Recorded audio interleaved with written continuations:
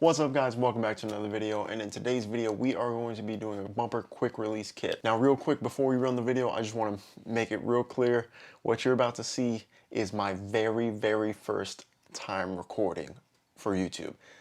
I recorded this on my iPhone 7 Plus.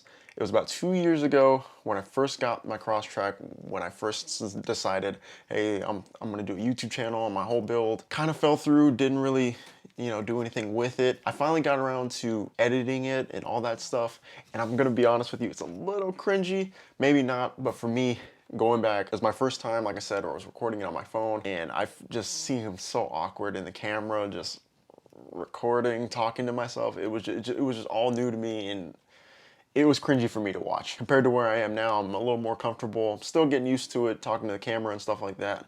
But compared to where I was to where I am now, big difference. Don't mean to be wasting too much of your time. Let's hop into the video.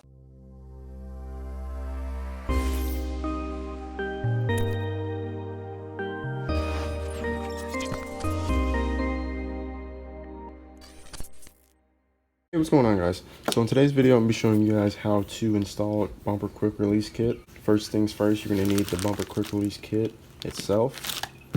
These screws that came with it actually are 7/32, so you're going to need a 7/32 drill bit or whatever the kit comes with. Next, you're going to need a Sharpie just to mark off, masking tape to mask off. Also, you're going to need a flathead to pop out some of the rivets. So let's go ahead and get it started. We're up here at the front bumper. Basically, you can put it anywhere on this front seam. So for my purposes, on a Crosstrek, basically, I was thinking of maybe putting it somewhere. We have a couple pop things in here, so it's gonna be kind of annoying on here. And plus, I'm really OCD about my paint. So what I'm thinking of doing is probably putting it right here on the plastic, just because it does split also.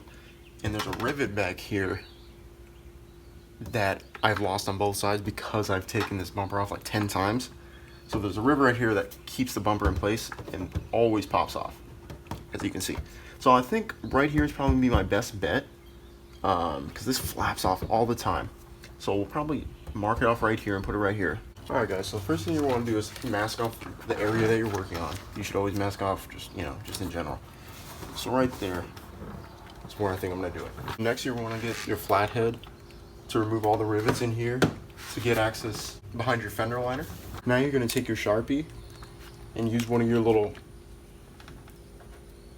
ends and mark where you want to have your first drill spot. So I think right there will be good for me.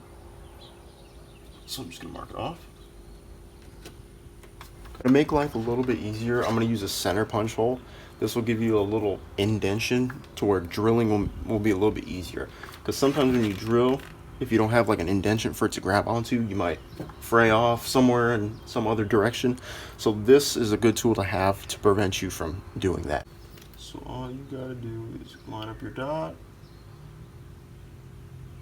push in.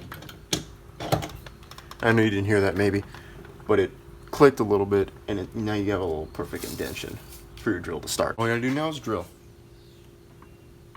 Make sure you have a firm grip.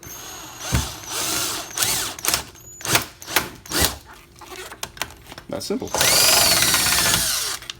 Now that we got the first one in place, we're gonna grab our second one, and we're just gonna pull it super tight as it can go, and then you're gonna mark off that one also. So we'll say about right there.